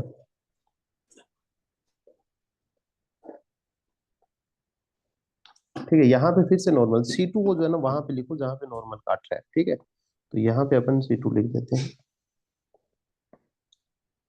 ठीक है। अब देखो यहाँ तक अपने क्या समझ में आया, यहाँ से एक रे इंसिडेंट होगी, इधर जाएगी, इधर जाने के बाद में ये नॉर्मल की तरफ आएगी थोड़ी, ठीक है। तो ये एक तो एंगल यहाँ पे बनेगा, जिसको अपन इंसिडेंस एंगल बोल सकते हैं, जिसको अपन I1 बोल दिया। अब I1 क्यों बोला है देखो, वो समझने की कोशिश करना। दूसरा जो है, ये जो एंगल बनाएगी जस्ट इसके बाद में जो एंगल बनेगा वो R1 बनेगा, ये R1 बनेगा। अब चलो ठीक है, ये वाली सरफेस हो गई। अगर आप एक लेंस की एक सरफेस मान के चलिएगा, ये वाली सरफेस है ना, पहले ऐसे बनाया था ना, मैंने शुरू में बताया था आपको ऐसे सरफेस होती है। तो इसके लिए तो ये वाला तो रेयर मीडियम है, और ये वाला कौन सा है, ये वाला डेंसर मीडियम हो गया, अगर मैं इतने की बात करूं तो। समझ में आ रहा है ना, आवाज आ रही है ना आपको, हाँ। है ना। डाउट हो आप बता देना, ठीक है। और ये वाली इंसिडेंट एंगल हो गया, क्योंकि ये वाली लाइट क्या है, इसके लिए इंसिडेंस वाली लाइट है। लेकिन अगर मैं इस सरफेस की बात करूं जो कि इस साइड बनी हुई है, जो कि ऐसे है, उसके लिए तो ये वाला ही इंसिडेंट राइट है। समझ में आ रही है ये वाली बात, ये वाली लाइट ही क्या इंसिडेंट लाइट है। चलो एक बार अपन बना लेते हैं, फिर मैं आपको समझाता हूँ। तो ये वाला जो हो जाएगा ये एंगल, इसलिए जो है ये I2 होता है। अभी मैं समझा दूंगा, अगर समझ में नहीं आता है तो इसको ब्लैक से लिख देते हैं I2, ठीक है। अब ये जो लाइट है ये कहाँ जानी चाहिए थी, ये सीधी ऐसे निकल जानी चाहिए थी, है ना। कायदे से तो ये जो लाइट है वो अपनी डायरेक्ट ऐसे सीधी जानी चाहिए थी, इस प्रकार से ऐसे जानी चाहिए थी। लेकिन ये क्योंकि डेंसर से रेयर में आ रही है, इसलिए जो ये नॉर्मल है इससे दूर आएगी, तो इससे दूर आएगी तो ये लाइट जो है वो ऐसे जाएगी, ये जो रे है ऐसे जाएगी, ठीक है। अब ये रे ऐसे आ गई, ऐसे आ गई, अपन इसके ऊपर क्या करते हैं भाई, एक तीर का निशान लगा देते हैं, और यहाँ पे जो पॉइंट पे आई है इसके अपन आई लिखे। अब मैं हाँ। यहाँ पे अगर बात करूं तो ये वाला एंगल क्या था, R2 था, क्योंकि ये वाली लाइन जो है वो इस लाइन के लिए रिफ्लेक्शन का काम कर रही थी। लेकिन अगर मैं इस सरफेस की बात करूं तो इस सरफेस के लिए ये वाली लाइन जो है वो इंसिडेंस का काम कर रही है इस सरफेस पे आके, तो इंसिडेंस हो रही है, तो इसलिए इंसिडेंट एंगल बना रही है। और ये वाली सरफेस अगर इस नॉर्मल के साथ निकल रही है, तो अब यहाँ पे कौन सा एंगल बनेगा भाई, ये वाला एंगल जो है वो, यहाँ तक एंगल बन रहे हैं, इनमें कोई डाउट है क्या। डाउट हो तो मेरे को बता दो कि नहीं सर मेरे को जो है ये बात ढंग से समझ में आई नहीं। नहीं यही। नहीं आई ना, अब देखो फिर से अपन सुनते हैं इसको, ये बहुत इंपॉर्टेंट पार्ट है ना लेंस का। चलो फिर से अपन चलते हैं। मान लीजिएगा ये दो सरफेस है, ये लेंस एक सरफेस से नहीं बनते, कोई भी लेंस हमेशा दो सरफेस से बनता है।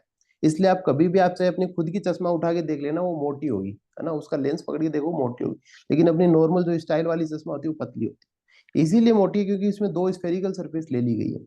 ठीक है, दो स्फेरिकल सरफेस इसमें कौन कौन सी है देखो, एक तो ये वाली सरफेस है, और दूसरी सरफेस ये वाली है।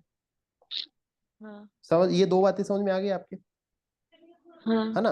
अब देखो मैं छोटे छोटे डायग्राम आपको पहले बताया था। एक पहली जो सरफेस है वो ऐसी वाली सरफेस है,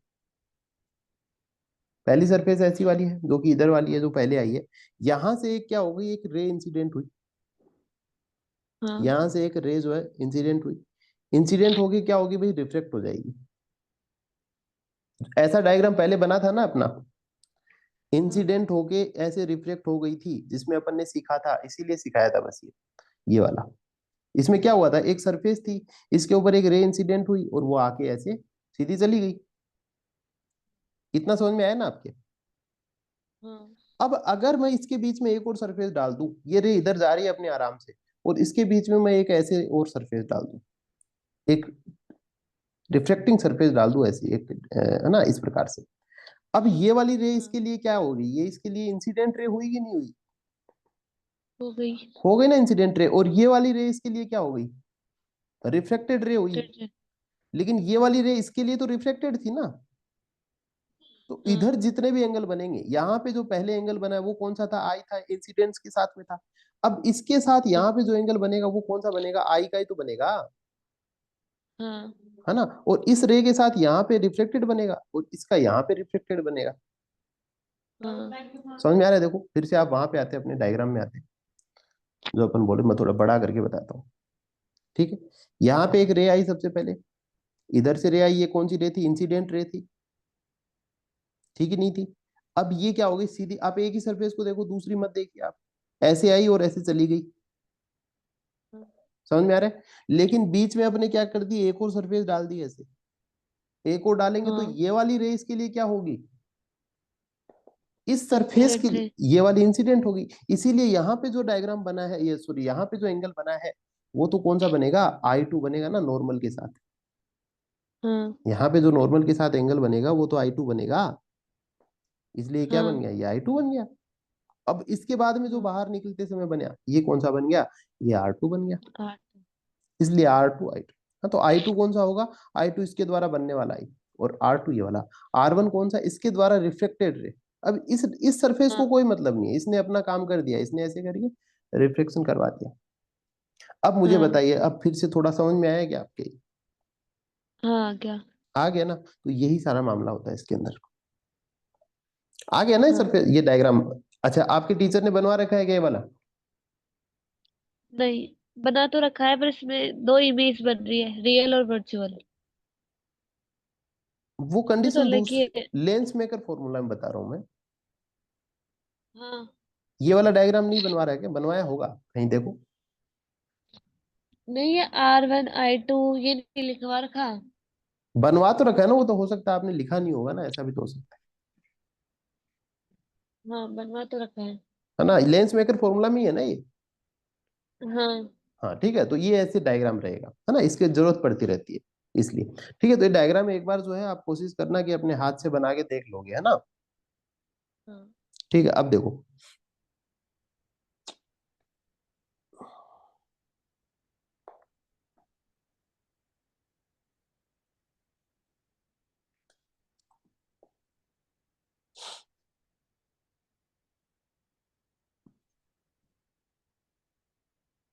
अब कुछ जो एक इक्वेशन अपन ने पहले निकाली थी, है ना, उसको मैं लिखता हूँ, देखें आपके समझ में आती है क्या, है ना।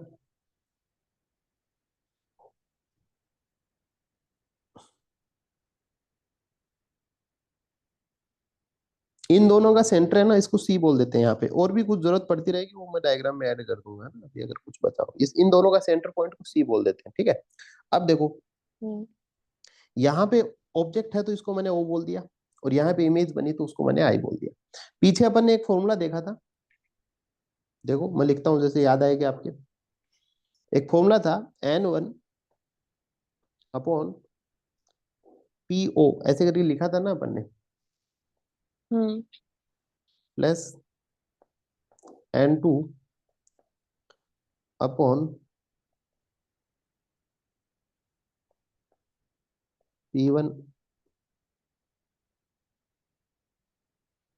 आई। अभी एक चीज और बताऊंगा, एक बार मैं लिख लेता हूँ, और उसके बाद में N2 - N1 upon P1 C1, एक बार मैं, ये ऐसा फॉर्मूला याद आ गया ना आपके, कौन सा है, हाँ अभी बनाया ना ऊपर अपने, ये वाला लिखा, यही है ना, ये PO, ये देखोगे तो आप इमेज की डिस्टेंस, ऑब्जेक्ट, ये वाली सारी आएगी।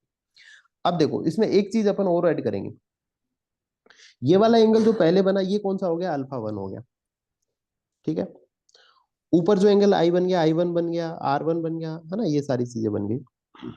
इसके बाद में इधर जो एंगल बन रहे, ये वाला C2 पे बना, इसको अपन लिखेंगे गामा 2, C1 पे बन रहा है, इसको लिखेंगे हाँ गामा 1, ठीक है। हाँ और ये अगर सीधी जाती, ये दूसरी वाली सरफेस अगर नहीं होती, कौन सी वाली, ये वाली सरफेस अगर नहीं होती, तो ये रे कहाँ जाती, यहाँ पे हाँ जाती। तो यहाँ पे अगर हाँ इमेज बनती, इसको अपन बोल देते I1। हाँ लेकिन अपन ने क्या किया है, अपन ने बीच में एक सरफेस ऐड की है तो इसको अपन बोलेंगे I2। ये I1 गलती से I2 लिखा गया, तो इसको बोलेंगे अपन I1, ठीक है, I2। जो I1 के साथ में एंगल बन रहा है उसको अपन लिख देंगे β1, और I2 के साथ में बन रहा है इसको अपन लिख देंगे β2। एंगल लिखे जाएंगे, एक बार डायग्राम बनाना सीख जाओगे तो एंगल लिखे जाएंगे, डायग्राम कोई हार्ड नहीं है। जो सेंटर से R C2 की डिस्टेंस है उसको अपन ने लिख दिया R2, ठीक है, और सेंटर से जो C1 की डिस्टेंस है इसको अपन ने लिख दिया R1, ठीक है, हाँ और जो O और P की डिस्टेंस है उसको अपन ने लिख दिया U, है ना, ये सेंटर से बात करूं अगर मैं सीधे, और इधर हाँ क्योंकि अपनी इमेज कौन सी बन रही है, I2 बन रही है ना, है ना, आई या फिर I2 भी लिख सकते हैं, ओनली आई लिखेंगे तो भी चल जाएगा, ठीक है, तो इसको अपन लिख देंगे V, ठीक है, क्योंकि अपनी इमेज तो सच में तो आई वाली बन रही है और तो कुछ है ही नहीं, ठीक है, तो ये अपना एक डायग्राम हो गया पूरा, यहीं से सारा चीज निकल के आ रही है। P1 अपन इधर वाले को बोल रहे हैं, जो इसका पोल है इसको P1 बोल दिया, इसका पोल है इसको P2 बोल दिया, ठीक है, ये समझ में नहीं आए तो बता देना, ये P1 बोल रहे हैं इसको P2 बोल रहे हैं, ठीक है।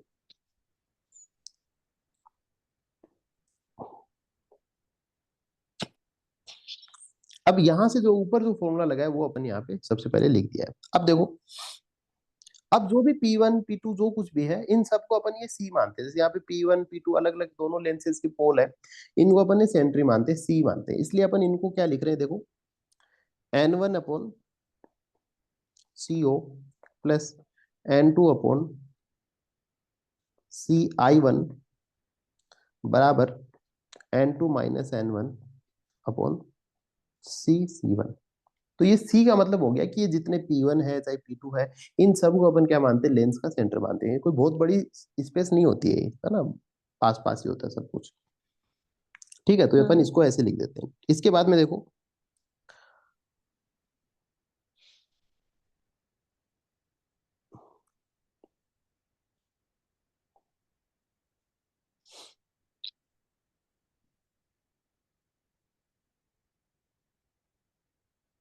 तो जिस प्रकार से पहले ये वाली जो है ना, ये मान लीजिएगा ये पहले लेंस के लिए है ना, मान ली दो सरफेस है ना, एक सरफेस जो P1 वाली है, कौन सी वाली, ये वाला सरफेस, इस वाली सरफेस के लिए ये वाली इक्वेशन है, और इस वाली सरफेस के लिए सारी इक्वेशन में P2 डालेंगे, और P2 डालेंगे फिर से उसको C के बराबर करेंगे, है ना, देखो मैं लिख देता हूँ फिर अपन समझने की कोशिश करेंगे इसको। देखो दूसरा आ रहा है N2 upon P2I1 plus N1 upon P2I बराबर N2 minus N1 upon P2 C2, है ना, तो ये बस यही है, ये यहाँ से लिया गया है, जैसे C2 इधर ले लिया, ये P2 का ले लिया, है ना, तो ये मैं एक चीज बता दूं आपको, देखिए जैसे ये सरफेस अपन ऐसे गोल बना रहे हैं, ये वाली सरफेस, ठीक है, अब इसकी इधर जाएगा तो इसकी जो भी डायमेंशन होंगी, जैसे इसका सेंटर है ना, वो सारी की सारी चीजें इधर रहेंगी, है ना, और इसकी अगर बात करें इसका P2 इधर रहेगा, है ना, इसीलिए आप देखो जिधर C2 है इधर P1 है ना, और जिधर P2 है उधर C1 है, उसका रीजन ये है ना, कि इसका P2 तो इधर रहेगा और इसका सेंटर ऑफ मास इधर रहेगा, वो सेंटर ऑफ कर्वेचर इधर रहेगा, है ना, तो आज आप एक काम कीजिएगा, आप ये डायग्राम ही देखिए थोड़ा सा, ये बहुत सारी चीजें हैं जो मेरे को बतानी पड़ेंगी, तो ये थोड़ा सा डायग्राम देख लीजिए और ये वाला समझिए ऊपर वाला, ठीक है, इतना आप कर लेते हैं, फिर कल अपन जो है इसके लेंस मेकर फॉर्मूले को डिराइव कर देंगे, क्योंकि इसमें टाइम बहुत लगेगा अभी, ठीक है, तो आज अपन इतना यहीं तक हाँ रोकते हैं बात को, ठीक है, इसके बाद अपन हाँ कल शुरू करेंगे। हाँ ओके। ओके।